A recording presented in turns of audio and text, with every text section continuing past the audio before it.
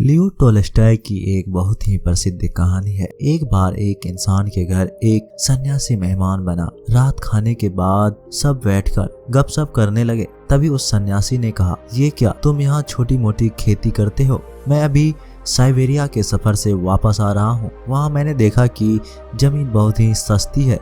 अपने यहाँ की सारी जमीन जायदाद बेचो, इतने में तो तुम्हें वहाँ सैकड़ों एकड़ जमीन मिल जाएगी और जमीन भी बहुत उपजाऊ है। लोग भी वहाँ के बड़े भले लगभग मुफ्त में ही जमीन दे देते हैं। वहाँ जाओ, वहाँ जाकर खेती करो, बहुत ही जल्दी तुम एक अमीर इंसान बन जाओगे। यह सुन उस घर के मालिक का लालच जाग गया। उसने अगले ही दिन अपनी सारी जमीन जायदाद बेची और साइबेरिया के लिए रवाना हो गया। वहाँ जाकर उसने देखा तो बात सच निकली। वह सच में जमीन बहुत सस्ती थी और कौड़ियों के भाव बिक रही थी। उसने वहाँ के लोगों से बात की, उसे भी जमीन खरीदनी है। तो गाँव वालों ने कहा, ठीक है, तुम जितना भी धन लेकर आए हो उसे रख दो। हमारे यहाँ जमीन बेचने का केवल एक ही तरीका है। कल सुबह सूरज निकलते ही तुम्हें चलना शुरू कर देना है और सूरज डूबने तक तुम जितना भी जमीन का चक्कर लगाकर वापस उसी स्थान पर आ जाओगे तो वह सारी जमीन तुम्हारी होगी। लेकिन याद रहे, सूरज डूबने तक तुम्हें अपने प्रारंभिक स्थान पर पहुँचना ही होगा। उस पूरी रात उस इंसान को नींद नहीं आया।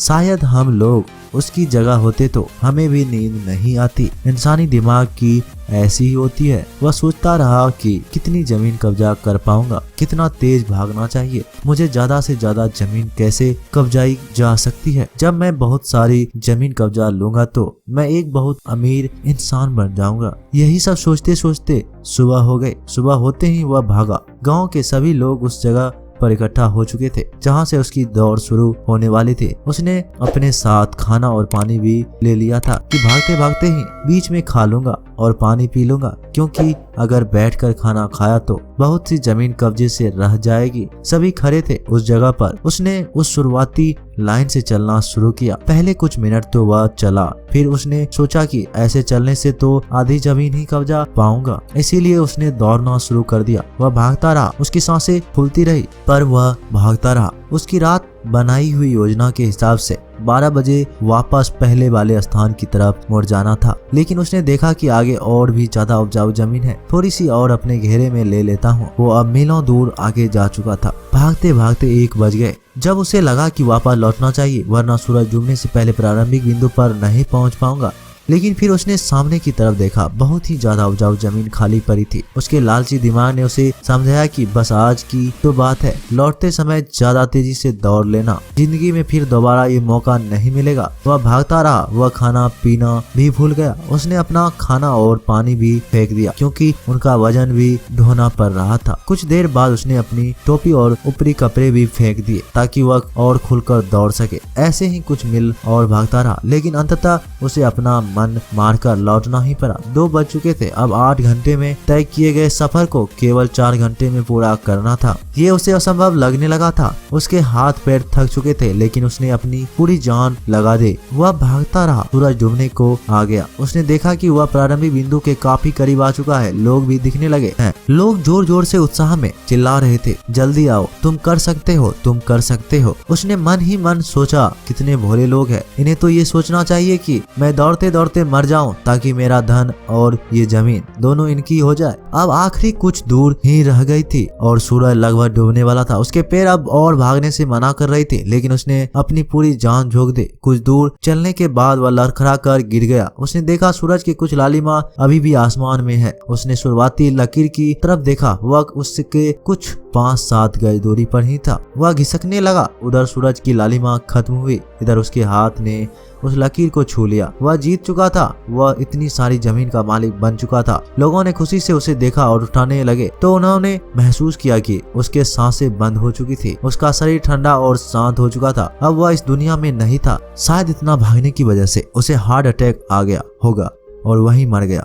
यह देख वहाँ आसपास खड़े लोग हंसते हुए आपस में बातें करने लगे कि सूची में एक और मरने वाली लालची व्यक्ति का नाम जुड़ गया। पता नहीं लोग हर साल क्यों यहाँ मरने चले आते हैं इस खबर को सुनकर कि यहाँ जमीन बहुत सस्ती है, जबकि आज तक किसी ने भी सफलतापूर्वक जमीन पाने की शर्त को पूरा ना किया था। या तो वह भागता भागता मर गया था या वह शर्त में अपना धन ही हार गया था। ये यहाँ की नियम बन चुका था। तभी वहाँ पर खड़ी एक बुजुर्ग व्यक्ति ने कहा, मनुष्य की इच्छाओं और लालच का कोई अंत नहीं है और यही लालच ही इस इंसान की मौत का कारण है। इसी के विपरीत मुझे एक दूसरी कहानी याद आ रही है। एक बच्चा था, बड़े अमीर परिवार से संबंध रखता था। उसके परिवार में सभी किसी ना किसी अच्छी पोस्ट में थे और सारे पैसे वाले थे। इसीलिए बचपन से ही उस लड़के पर भी दबाव डाला गया कि वह किसी अच्छी नौकरी के लिए अभी से पढ़ाई करना शुरू कर दे। परिवार वालों ने उसके लिए वकील बनने का पैसा सबसे उचित समझा। उसे वकालत की पढ़ाई करवाई। शुरुआत में तो उसे